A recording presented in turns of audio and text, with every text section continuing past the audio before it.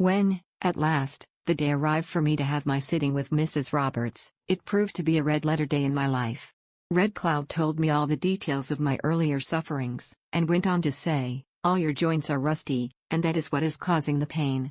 I will help you, if you have faith in God and will do as I tell you." Naturally I promised this, and I have never regretted the promise I made, or looked back for a moment.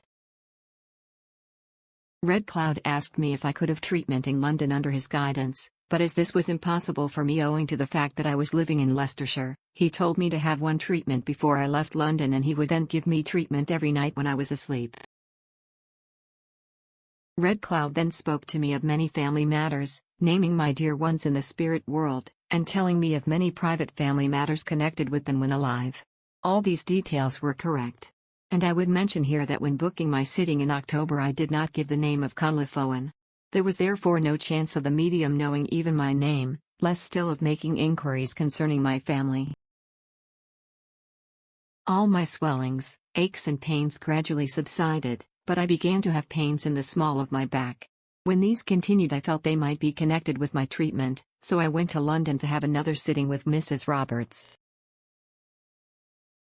Red Cloud at once told me that he was sorry that he had been obliged to make me suffer pain in my back, but that he was getting rid of the uric acid through my kidneys, which, to my lay mind, sounded feasible and common sense. There were many outward signs that this was the case.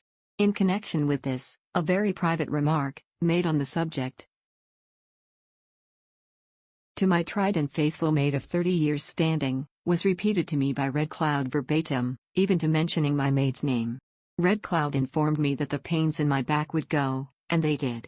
He also informed me that I should have no more violent headaches after 3 days had elapsed, and these too disappeared and I have had no more since.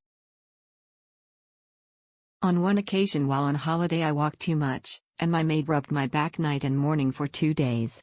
The next night, while awake, I heard a voice say, "Do not let her rub your back, it is dangerous."